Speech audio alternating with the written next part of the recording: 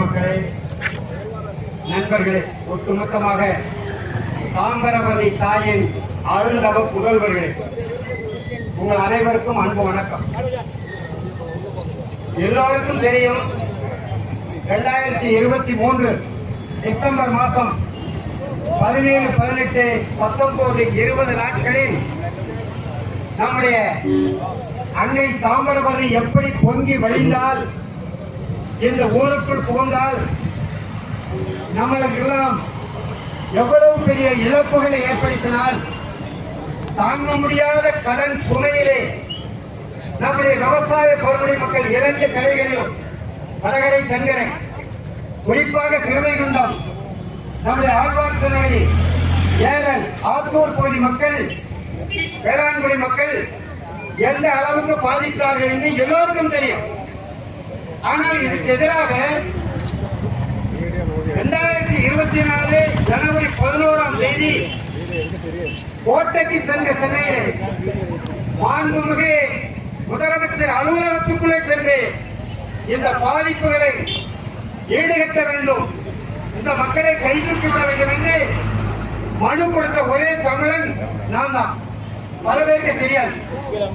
இங்கே நம்முடைய அழைப்பை ஏற்று சென்னையிலிருந்து வருகை தந்திருக்கக்கூடிய தமிழக வாழ்வுரிமை கட்சி தலைவர், ஆற்றல் மரவர், என் அன்பு தம்பி முத்தமிழன் வேல்முருகன் அவர்களுக்கு தெரியும். அதே போல இந்த நிகழ்ச்சிக்கு தலைமை ஏற்று நடத்த வருகை தந்திருக்கக்கூடிய தமிழர் விடுதலை கழகத்தின் தலைவர், மதிப்பிற்குரிய வழக்கறிஞர் நம்முடைய தம்பி ராஜ்குமார் அவர்களுக்கு தெரியும். ஊடகங்களிலே எல்லோருக்கும் தெரியும்.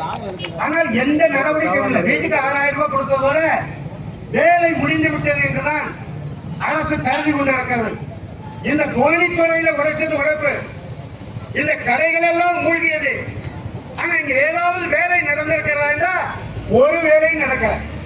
பக்கத்தில் சார் பதிவாளர் அலுவலகத்து பக்கத்தில் ஏன் இவ்வளவு பெரிய வெள்ளம்? எப்படி இந்த தாம்பரை தாய் நம்ம ஊருக்குள்ளே கடல் நீதிக்குள்ளே புகழ்ந்தாள் என்றால், இந்த ஆற்றை நிர்வகிக்கிற நீர்வளத்துறை அல்ல, வனத்துறை தான் காரணம்.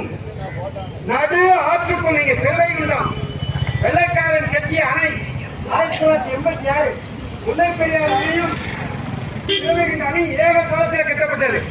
அந்த அணையிலிருந்து மேற்க பாருங்க, நடு ஆற்றுக்குள் காடு, ஓங்கி உயர்ந்த மரங்கள், அதனால் பொன்னங்குறிச்சியிலே உடைக்கும். இப்படி சிறுவைகுண்டத்திலிருந்து வரைகிறது 7 இடத்துல உடைஞ்சிருக்கு. அப்படியான இந்த ஆற்றுக்குள் இருக்கக்கூடிய சீமை கருவேல மரங்களை, மற்ற மரங்களை வெட்டி அகற்றினால் தானே இந்த தண்ணீர் விரைந்து கடலை நோக்கி செல்லும், இல்லைன்னா ஊருக்குள்ள வரும். இதெல்லாம் சொல்லியிருக்கிறோம்.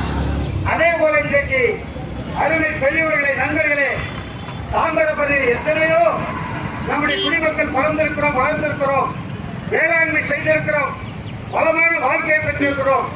ஆனால் இந்த தாய் தாம்பரபுரியை பாதுகாப்பதற்காக ரத்தம் சிந்திய ஒரே கட்சி தமிழக வாழ்வுரிமைகள். மறந்துவிடக்கூடாது. நான் ஆதாரத்தோடு சொல்கிறேன்.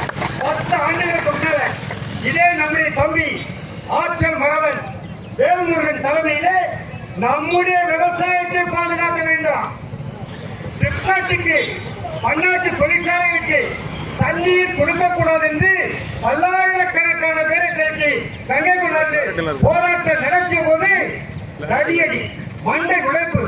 வேல்முருகன் எங்கேயோ கனவாக கொண்டு நம்முடைய உடன்பிறப்பு நமக்காக திருநெல்வேலியிலே ரத்தம் சிந்தினார். இந்த ஐந்து ஜனவரி சந்திக்கை செய்ய ரத்தம் சிந்தினார்.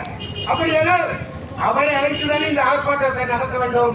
இந்த வெள்ளம் வந்ததற்கு பிறகு என்று நம்முடைய வாழ்வுரிமை கட்சியும் அதற்கு பொருத்தமாக இந்த மண்ணின் மைந்தராக இருக்கக்கூடிய தமிழர் விடுதலை கழக தலைவர் நம்முடைய தம்பி வழக்கறிஞர் ராஜ்குமாரை இந்த நிகழ்ச்சிக்கு தலைமையேற்க உங்கள் சார்பிலை முன்மொழிந்து ஓரிரு முழக்கங்களை போட்டு தம்பி ராஜ்குமார் அவர்களை